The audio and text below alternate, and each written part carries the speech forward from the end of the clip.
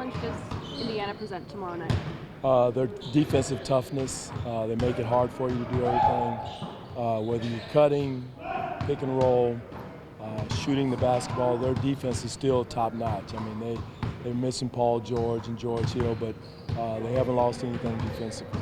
Offensively, how have they changed in the absence? Well, they're still going inside to Hibbert, still using David West in the mid post with the 1-4 pick and roll is going to be huge tomorrow night. They still beat you with power basketball. We got to be physical on both ends of the ball. Definitely on the defensive end. When the shot goes up, they're crashing. You've got men going to the board, trying to push you out of the way. So we got to make sure we find bodies and gain rebound. What's been happening on the glass? Obviously, that one possession where they got 3 offensive rebounds stands out, but it seems to be a problem for a few games now.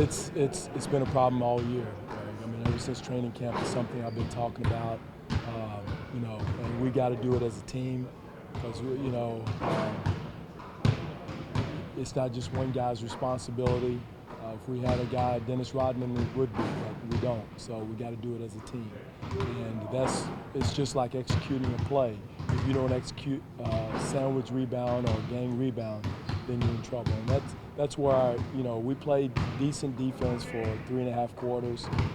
But the last quarter, we gambled. We went for passes that we were able to get, which ended up in 2 threes, and then the rebounding. So being solid, whether it's rebounding, being solid as far as containing the ball, and make sure we execute defensively is the name of the game. Is that the executing defensively? Like if you don't do that, that sort of leads to the rebounding punctuality. It does, because if you go for a steal and it's not there, or if you are late getting out there, now they penetrate and break. The big guy has to help. Put you in a bad situation. So again, it's team rebounding. Guys have to execute all parts of it. But then once the shot goes up, you can't ball watch. Your natural instincts have to take over. Go find the body, then go get the ball. Right now, we're there, but we're not there. We're kind of spectating instead of participating, and that's what we got to do, rebound.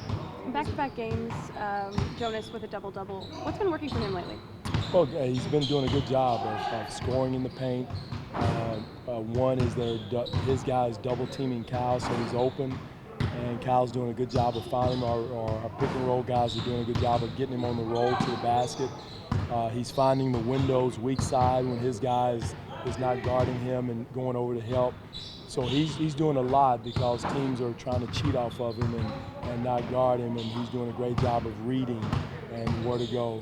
Because we're not calling, it's not off of a lot of plays. We don't call plays for him, a lot of plays. So he's doing a great job of finding the window when they're blitzing Cal, and that's where we got to make teams pay. Has he been communicating a little bit better? Defensively? Yeah. You'd have to ask his teammates. I assume he is. We talk about it every day in practice. I think the main thing he's doing a good job of reading the openings. His guys cheating off him to help on Cal. He's doing a good job of taking up that slack, going and getting the offensive rebounds.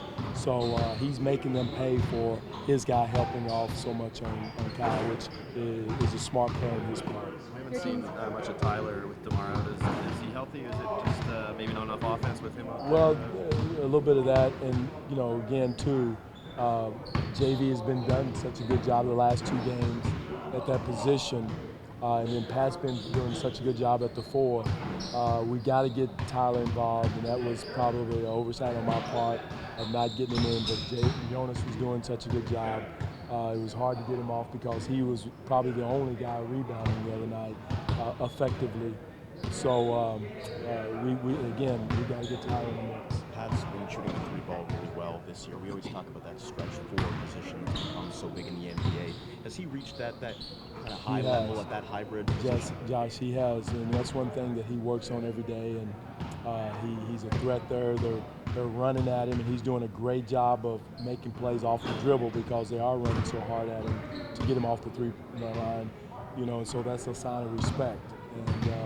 And he did a good job the other night of making plays once they did run him off.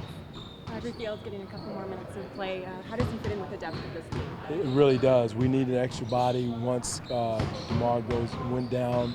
Landry gives us that size and length at the 3 position to guard some of those guys. He does a great job of moving it out the ball, passing the ball, running the floor, cutting. Landry's probably one of our smartest players without the ball.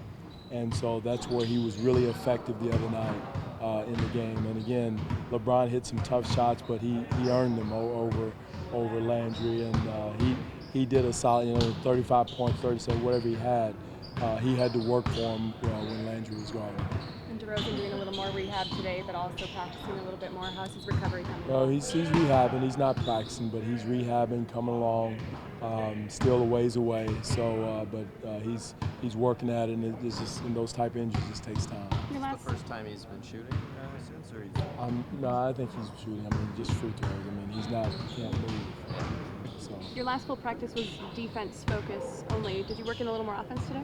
We did a little bit of both. We did a little both as far as in-game execution, spacing, getting other people involved other than Kyle, at the end of the game. And, but again, today's focus, and we're going to be working on defense the rest of the year because, we have to do it as a team defensively. And that's kind of where we are right now. So we got to get back where we're containing the ball, doing all parts of defense, and that's where we did a good job for 3 quarters. But again, down at crunch time, we had way too many gambles, and misses. Now it causes a chain reaction, and that's what we kind of worked on today, working out of scramble situations.